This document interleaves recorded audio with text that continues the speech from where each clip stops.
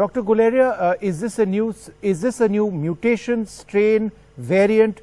Call you what you may, call it whatever you like, that is resulting in younger people being more vulnerable, like what we've seen in the United Kingdom, though it may not be that variant. Not suggesting that. So it's likely that there is a variant which is causing the infection, the virus to be more infectious, and this is part of what we tend to see. What is important to understand is that irrespective of whether it's the older variant or the newer variant, we need to have more data firstly to really see the epidemiological link with the various variants and the surge in the number of cases. But having said that, COVID appropriate behavior will look after even if it's a new variant, because wearing a mask, having physical distancing, avoiding crowded areas, and washing your hands will take care of any variant. We would have done that even if there was a new variant, let's say 6 months ago. But somehow we sort of have forgotten all of that, and that has led to this huge surge in the number of cases. Also, the whole philosophy of testing, tracking, and isolating has become a little lax. This is also leading to the spread of the virus in a large number of individuals in various states in our country. Dr. Guleria, how would you respond to those who say that India never was very careful, people just never cared, and somehow or the other the numbers were declining significantly, and then all of a sudden, with the same behavior, the numbers started rising, which is why this talk of this variant is gaining. I mean, there seems to be logic in that. Yeah, so that is a possibility. I don't deny that there is. This is exactly like you said what happened in the UK, that they were also in a better position somewhere in September, October, and then they had this huge surge before Christmas. And we are seeing that right now around Holi because of the fact that the same sort of situation is repeating itself. And therefore, it's quite likely that what has led to this increased surge is also the virus changing or mutating, and we would just need to link it with the epidemiological data. But the fact that that data currently is not there doesn't mean it's not happening. Right. It's likely, logically, that if there's a certain surge in cases, there is something which is happening which the virus is now becoming more infectious, but it's also that we are allowing that to happen. We are allowing the virus to really spread in our own community, because I would say from January, February, when we've had the vaccine rollout started, people have said that now COVID is over in our country. You have to just talk to the common man and he'll say, now there is no COVID, I can just go around. No, it's a huge problem. No getting away from that, Dr. Guleria. Absolutely. COVID, there is no COVID appropriate behavior. It's a tragedy in this country, and it's going to cost us. That said, Dr. Salunke, again, for the benefit of our viewers, why should it take so much time to make the epidemiological link between a new strain and clinically what you see on the ground? It's been, what, 1 month since we've seen this in Bombay, in Mumbai, other parts, Nagpur, for example, parts of Pune as well.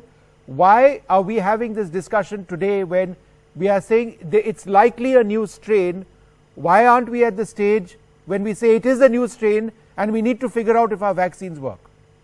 Absolutely. I think this reflects upon the kind of seriousness with which we are addressing this particular problem.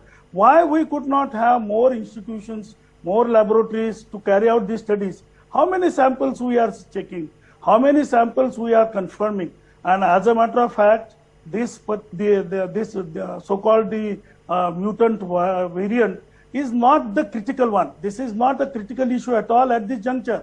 The issue is that, what kind of a leadership we have. They are projecting themselves that, people can come together, have elections, this, that, everything put together. We are not giving a proper kind of guidance to our own people. Even from the laboratory capacity point of view, India could have done better than what we are doing at this juncture.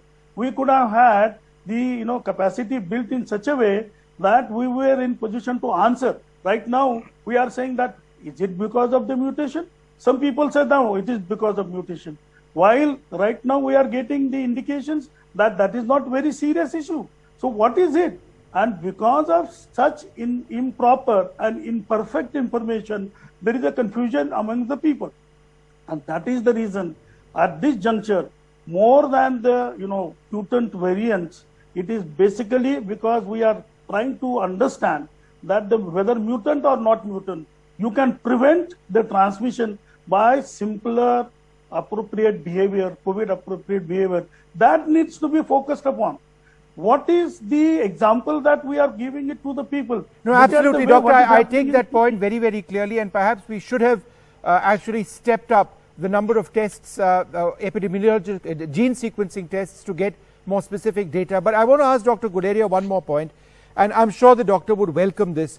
Now, outside in our country, Pfizer is saying, they've come out with their reports, their vaccine is 100% effective on 12 to 15-year-old children. Now, in our system, we have said that Pfizer can't come in now. They have to do all sorts of tests, this, that, and the other. Where does India stand now in terms of having vaccines which work on children? Because we never talk about children. No, I think this is very important. If we really have to control the pandemic and have to get children back to school and be comfortable with that, we will have to look at a vaccine which is there for children itself. And I'm aware that both the vaccine candidates which are being used in India are doing studies to look at safety and the dose as far as children are concerned. Because remember, you can't say children are little adult. They are different in terms of both the dose that is required and the side effect profile that can happen because of the vaccination. So we need more data. But I would really say that if we are able to get more vaccines, whatever be the companies, that would be useful for our country, because that will allow us to vaccinate more and more people. And as we've been saying, that if we are able to vaccinate a larger number, we will be able to get some degree of immunity as far as the population is concerned. But the rider here is that we need to get enough people to come forward and get themselves vaccinated as we start cover the high risk group one by one. Currently, it's not an issue that we're running out of doses. The issue is that there are still a large number of vaccination sites where people are not coming, and we're not able to really fill that No, but gap. so, Doctor, why we need can't- to work on a strategy where we can actually really have enough vaccinations being done on a day, maybe ramp it up to 8 or 10 million a day, because that is what we will need to do if we really need to achieve our targets.